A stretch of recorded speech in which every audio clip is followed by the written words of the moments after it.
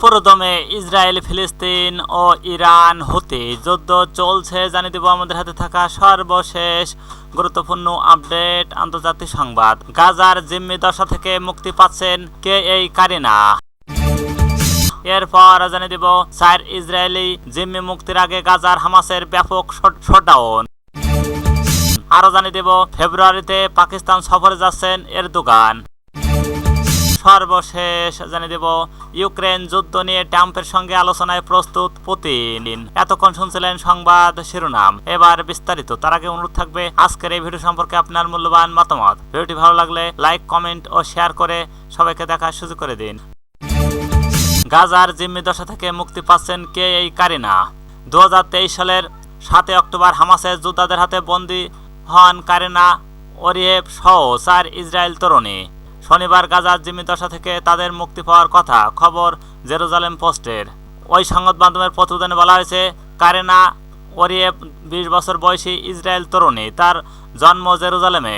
2023 সালের 7 অক্টোবর যখন হামাসের যোদ্ধাদের হাতে অপহৃত হন, সেই সময় ইসরায়েলের স্থানীয় একটি স্কুলে স্বেচ্ছাসেবী শিক্ষিকা ছিলেন তিনি। প্রতিবেদনে আরও বলা হয়েছে, সম্প্রতি ইসরায়েলি সরকার এবং গাজা উপত্যকায় নিয়ন্ত্রণকারী গোষ্ঠী হামাসের মধ্যে যুদ্ধবিরতি চুক্তির স্বাক্ষর হয়েছে। এই চুক্তির আওতায় মুক্তি পাচ্ছেন কারিনা। ইসরায়েলের সংবাদ মাধ্যম ইএনএ নিউজকে তার পরিবারের সদস্যরা জানিয়েছেন, কারিনা প্রতিভাবান একজন বংশীবাদক এবং 4টি ভাষার অনার্গল কথা বলতে পারেন। তিনি যে কোনো ধাঁধার সমাধান ব্যাপক দক্ষ। এছাড়া জটিল সমস্যাকে বেশ চমৎকারভাবে বিশ্লেষণ ক্ষমতা আছে তার পরিবারের সদস্য আরও জানিয়েছেন, শিশুদের খুব ভালোবাসার কারণে কিন্ডারগার্টেন স্কুলে স্বেচ্ছাসেবী শিক্ষক হিসেবে যোগ দেন কারিনা। এছাড়া ভালোবাসেন রান্না করতে, গান গাইতে, নাচ করতে এবং সৃষ্টিশীল লেখালেখি করতে। সিনেমা দেখতেও ভালোবাসেন, বিশেষ করে ভৌতিক সিনেমা। কারিনাকে 7 অক্টোবর যখন অপহরণ করা হয়, তখন তার পরিবারের সদস্যদের আশঙ্কা ছিল যে তিনি বেঁচে আছেন কিনা। অপহরণের 2 মাস পর অপর 2 জিম্মি ড্যানিয়েলা ও গিলবোয়া এবং ডোরন স্টেসব্রেজের সঙ্গে কারিনার একটি ভিডিও ফুটেজ প্রকাশ করে হামাস। তখন তার পরিবারের সদস্যরা নিশ্চিত হন যে তিনি বেঁচে আছেন। 4 ইসরায়েলি জিম্মি মুক্তির আগে গাজায় হামাসের ব্যাপক শটডাউন। গাজা যুদ্ধবিরতির প্রথম ধাপের অধীনে দ্বিতীয় দফায় 4 ইসরায়েলি নারী সেনাকে মুক্তি দিয়েছে ফিলিস্তিন প্রতিরোধ আন্দোলন হামাস। 477 দিন ধরে জিম্মি থাকা এই নারীরা হলেন লিরি আলবাগ, বয়স 19, দানিয়েলা গিলবোয়া, বয়স 20, কারিনা ওয়ারিয়েভ, বয়স 20 এবং নামা লেভি, বয়স 20। জিম্মি মুক্তির আগে হামাস ও মিত্র সংগঠন ফিলিস্তিনি ইসলামিক জিহাদের পিআইজি সদস্যরা গাজা শহরের চত্বর ব্যাপক শটডাউন করেছে, যেখানে 4 জন ইসরায়েলি বন্দীর মুক্তির প্রস্তুতি চলছে। আল জাজিরা সম্প্রচারিত ফুটেজে দেখা গেছে, ওই এলাকায় সাধারণ ফিলিস্তিনিদের ব্যাপক সমাগম হয়েছে। হামাসের এই সব যোদ্ধাদের খোঁজে টানা 15 মাস ব্যাপী নৃশংস সামরিক অভিযান চালিয়েছে ইসরায়েল।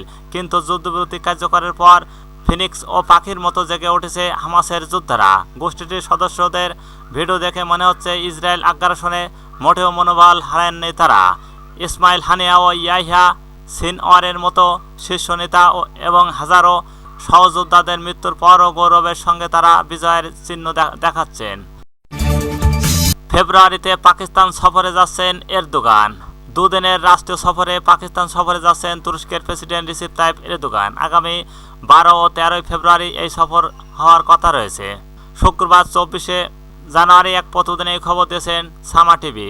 এতে বলা হয়েছে, ওই উচ্চপদস্থ সফরে মূল উদ্দেশ্য 2 দেশের মধ্যে দ্বিপাক্ষিক সম্পর্ককে শক্তিশালী করা এবং প্রতিরক্ষা, নিরাপত্তা, বাণিজ্য, অর্থনৈতিক সহযোগিতা, সাংস্কৃতিক বিনিময় বাড়ানো। সূত্র বলছে, এরদোগান তার সফরকালে 10 থেকে 12 জন মন্ত্রীর একটি প্রতিনিধি দলের সঙ্গে পাকিস্তান আসবেন। তার ওই সফরের পাকিস্তান তুরস্ক উচ্চ পর্যায়ের কৌশলগত সহযোগিতা ও পরিষদের HLSCC 7ম বৈঠক হবে। এতে পাকিস্তানের প্রধানমন্ত্রী শাহবাজ শরীফের সঙ্গে বৈঠক করবেন এরদোগান।